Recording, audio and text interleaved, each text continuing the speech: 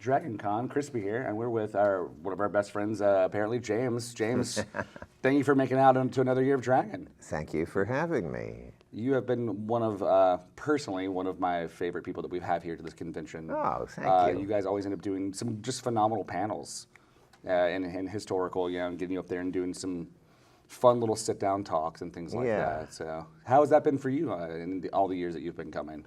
I love coming here. I mean, the only cons I've really gone to are this one and Comic-Con.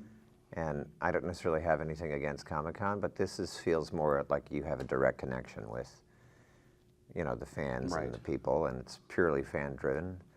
And there's a warmth to this convention that's unique and great. So, do you find yourself, obviously, you have your table here at the Walk of Fame and things like that, your panels, but do you ever find yourself in your downtime just walking out and just kind of seeing the sights and seeing the people as well? Oh, yeah. I just like walking around, watching the costumes. It's unique. And, I like the environment. Right on. Yeah. And just kind of party, but still kind of have like a mellow vibe, I guess, in a way, or is it just the zaniness of it that the attraction? Well, it's there's so many people. It's loud. That's true. It takes place in these adjoining hotels, and each hotel has bars on the main floors. So, do you know the bartender names in all of them yet? I don't. All right. So that's I don't. Something to reach for there. I probably know more than I should about that. So, but you mentioned the costuming and stuff like that. Is costuming something that you're into, or just appreciate the kind of work that you see? I just appreciate it. Someone asked me at the table today if I cosplay, and I was like, no. Someone gave me a Dr. Venture speed suit once. Oh my goodness! But I don't think I've ever tried it on, and I don't remember where it is. Oh, that's fair. It's hidden in the closet. Yeah, I think it may be in my storage space or something. I can't believe that's awesome. Like, here's your own personal speed suit. Yeah, I was very touched. It was years ago at Comic-Con or something. Your fandom, particularly with the Venture fandom, seems to be a very engaging fan base. Yeah, the Venture Brothers is, it's a cult show, so not everybody knows it, but those who do tend to really love it. Yes. That's kind of the weird thing. People are either super into the show or they've never heard of it. There's almost no in between. Right. No, area there. I'm one of those people that's all in. My experience with it. I tried to talk about the show. I apologize, but like, there was the Chrysalis episode from the first season, and I probably saw the episode 5 times. I'm like, what is this? Ridiculous thing, and you guys have presented collectively, the entire team, just one of the most remarkable shows out there. Oh, thanks. So. Yeah, that's been a real gift to be a part of that show for these many years. It's amazing how long it's been. It's been like, what, 20, 30 years, it seems like. It's been like 10 years, I think. It has almost been, I think, it's been over 10. I think it's been more like 15 since the pilot. But as you know, there's a very long turnaround between seasons. Last, one between 6 and 7, I think, was almost 2 years, which is crazy. But it's a small operation. It's really just Jackson and Doc, and there's a staff, but they're the only writers. Yeah.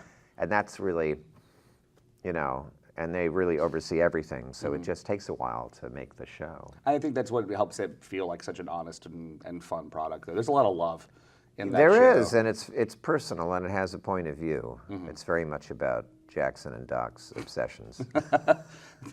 And they have some interesting obsessions. For those of you who don't watch the show, it's interesting in some of the best ways possible, though. Is there a particular genre, show, geekdom that you feel like represents the things that you're into necessarily? On the show? Not just in adventure, just out in the world. If you're here at attending Dragon Con as a non-professional, what would be some of the stuff that you'd be checking out? Well, I was always interested in like sort of comics and like illustration.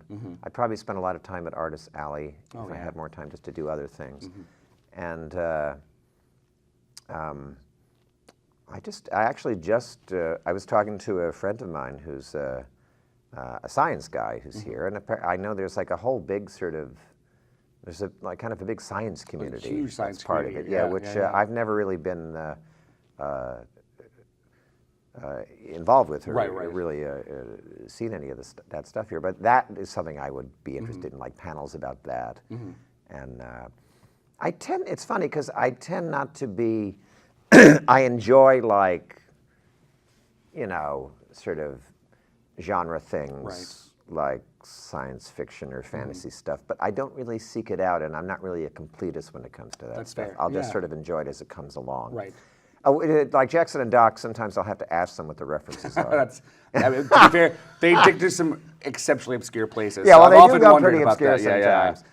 But yeah, many of the time I've been like, what does this mean? yeah. Could you translate? Whisper in my ear. Yeah. Okay, that's whatever. No, but I think the beautiful thing though, like when I ask people, what are you a geek thing for?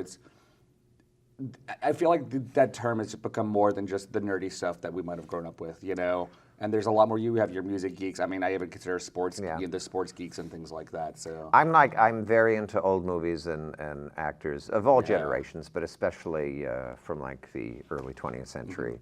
That's sort of where my main geek thing is. So yeah, somebody was like, if you were cosplaying, we were at a panel and someone said, what would you cosplay as? And I said, Jason Robards and All the President's Men. So that'll give you an idea. That's it. I'm right on board with that. There's a scene where they meet him late at night, and he comes out in a bathrobe. So I figured I'd wear a bathrobe and carry a copy of the Washington Post just so people could figure it out. And if you make that one person smile, do you feel like that justifies it? It would be for one person, exactly. Yeah, it's obscure, but you get it. You know who you are. Oh my goodness, that's fantastic. Well, I know that you've got generally a busy day ahead. This is the Sunday of the convention.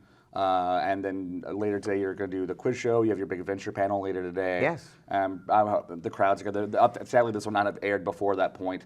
So if you've seen it, I hope you enjoyed it. But before you get out of here, we have our random question from a bucket here. Yeah, let's do it. These are random things from the internet. We'll kind of shake this up, hand it back to me. I'll read it to you. Let me dig a good one. I'll just dig in here, and I feel something. Boom. All right, let's right, see. I hope I can answer this. I hope it's not about like superheroes or anything. No. If you can't read my handwriting, pass it back to me. I'm not ashamed. If you could describe yourself in any language, which language would it be? Interesting. Pig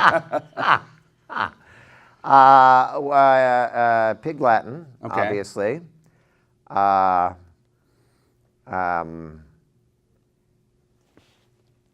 You said you're trying to map it out? So. Yeah.